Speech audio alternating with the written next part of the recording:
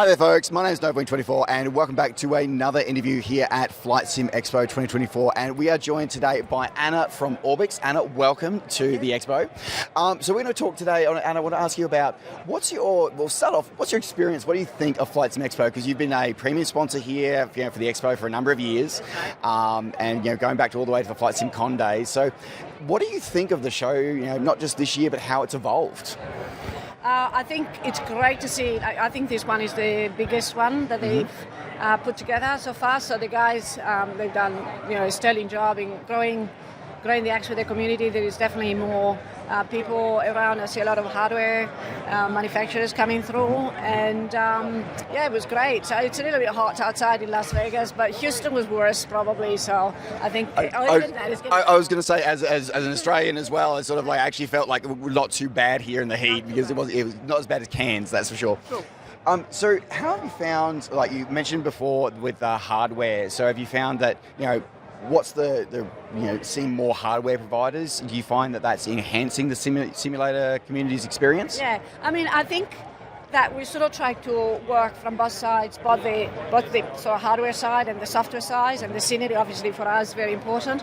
So that kind of sense of immersive, experience that you have is definitely getting better, right? So you've got more and more a direct connection with the sim, and you're able to experience the scenery in much more, I guess, trying to involve all of the senses as much as you can, all of the senses, I think. No, absolutely right. Now, of course, speaking of new frontiers for Orbx recently started their foray into the world of DCS. Yeah. How have you found what was the experience like developing for a very much a new platform for Orbx? Orbx, obviously, ESP platforms for many years, X-Plane as well, DCS being a whole new ball game. How was that experience, both in terms of the development and also the community feedback from that? Yeah, learning a lot.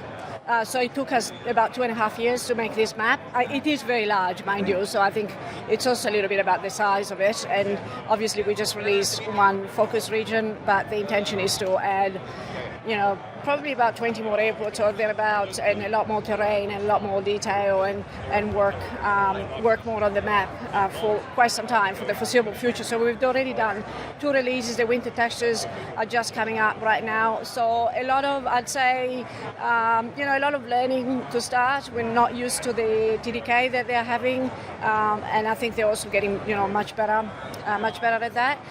The response from the community was awesome. I loved it. I think we had a Discord channel with all of these, memes of people waiting, which is hilarious. I mean, it's the 2 more weeks is just the usual thing with them. It was entertaining for me. That was one of the most entertaining things.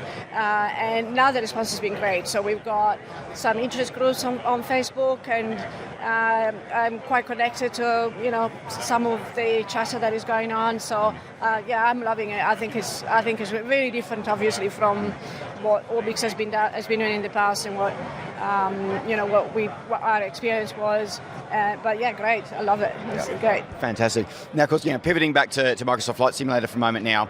Obviously, we had Holger sort of speaking up with the Microsoft presentation yesterday. I'm sure that many of the community sort of were vaguely aware that Orbx have been involved for some things, but what's it been like, doing the DED Data and the expanded work that Holger sort of touched on, briefly during the seminar yesterday, of doing the terrain height data and the radio towers. As a VFR pilot myself, that's an important detail that I feel is often missed. How have you found, what's that experience like, and can you provide any more information to our viewers about what that's like, been making that for 2024? So we have been working with Microsoft since 2019, before the simulator was launched, and this is no secret because there was a partner video that covers all of that. So we. I'll read all this bit. No, that's fine. Okay. This is the fun part, folks. We always get to do this.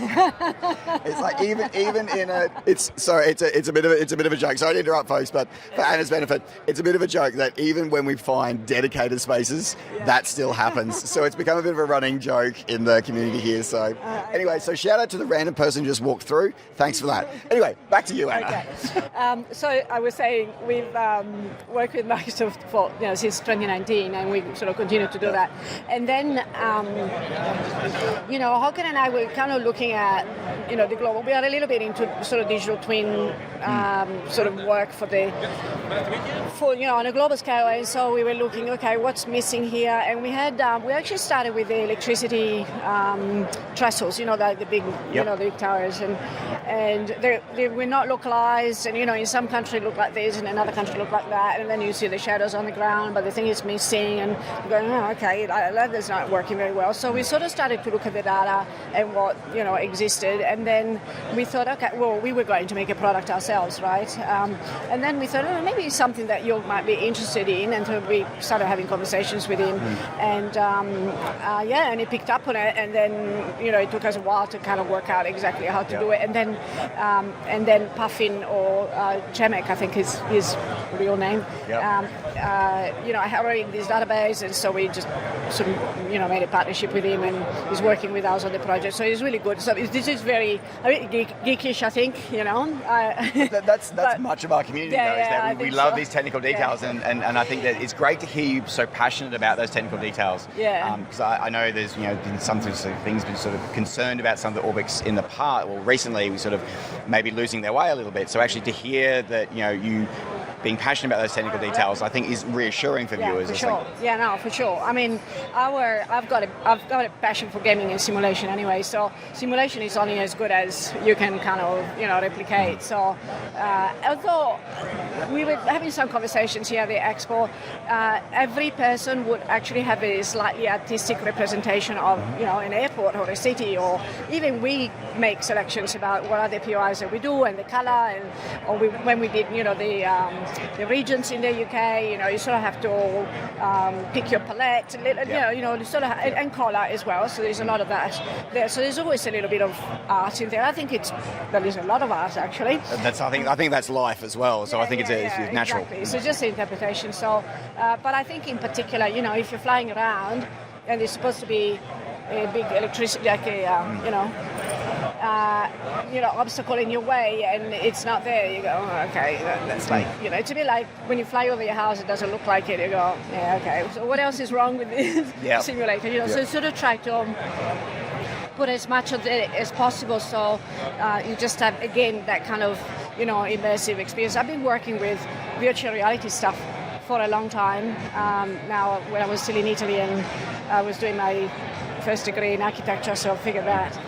So it comes from a long way back, and it's always been a passion of mine to actually make the virtual, not so much real, but actually have that sort of involvement with the, with what you're interacting with to the max. And probably more, right? Even more. And it was really interesting. I think you touched on it briefly, like the idea of a digital twin kind of idea, and I think that I know. So my professional background is in training and sort of doing the idea of digital twins. Was something that we'd always strive to do, but always we're limited by technology. And I feel that, or do you feel that we're at a point now in terms, especially in the flight simulation space, where that is actually becoming, not just possible but practical? Yes, absolutely. I mean, we have done now digital twins of a few airports in Australia for the authorities, for the airport authorities, and some of them, we were showing them like prototypes of videos, and some of them were going, okay, they thought we took shots of the airports, and we said, no, this is actually all digital. And so then once they kind of get that and understand that, they see the possibility, right? Because they kind of go, okay, so I can take all of these and change the light, change the scenario, different use cases, and so all of a sudden you don't have to put. It's a little bit like, if you watch The Mandalorian, the stuff that they do with Unreal 5, right? So all of a sudden you can actually build this incredible movie sets, and so then, and it's great because then it's just your imagination that is actually making the experience so great for the viewer or the user or whatever it is, right? So yes, I definitely think the technology is there, 100%. So I really would like to see a lot more of that.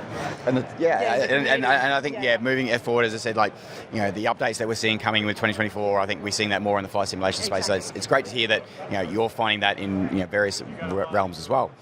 So I guess to sort of round out, so what's next for Orbx? So we see Orbx is partnering with more and more developers now, providing a space for people to publish with.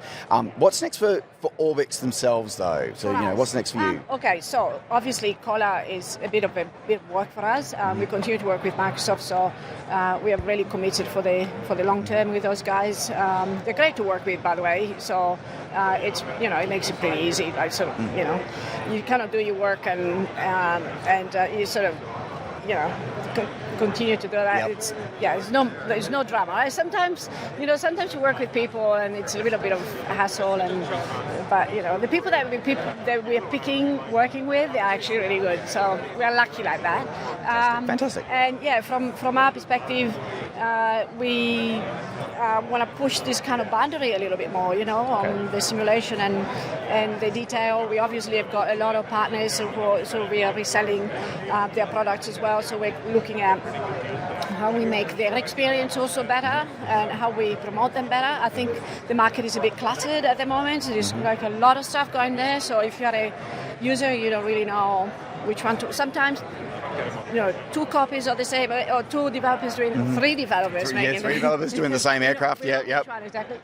And so it's kind of how do we help our partners to actually differentiate themselves from the other one? So it's a little bit quality versus quantity, I guess, that we sort of trying to go towards. I think Orbx is always a little bit been like that anyway. We want to help the community obviously to grow and sort of publish stuff, but we also want to make sure that navigate users, that. Navigate that quality. Curate it a little bit more for the user. Yeah. So we're working a little bit on that experience, and then the team is great, right? The team's great. Full disclosure here, folks. I'm very fortunate that as many of you know, I publish liveries. So I'm very fortunate, very grateful to be on the Orbx store. So I have to back that as well and say a little bit of vested interest here, but the team is absolutely great. The team is great, and you've got people like Holger that has been here for. Since 2007 or something like that. Oh, so that's great. Going back back a long way. Before Orbx was even Orbx, I'm pretty sure Holger's been around for. That is exactly right. Yep. So I've been here for 5 years, but Marina's been here for a few months, and she's marketing person. So we've got all sorts of, and it's really good. There's cross-pollination of new fresh pairs of eyes and the old timers and people that've got business experience and all different things. So the build is. The team is building up really nicely, and so I'm really fantastic. Happy about that. Cool. All right, well, look, thank you very much, Anna, for giving us that insight to where Orbx is going. Great to hear that you're recognising some of the challenges and addressing those, as well as the great, amazing work that all of the Orbx team is doing with Microsoft Flight Simulator 2024. So thanks very much for joining us. No worries, folks. Thanks very much for joining us here for the interview here with Anna from Orbx. Don't forget, as always, to like the video, and we will see you on the next interview. Take care. Bye for now. Yeah.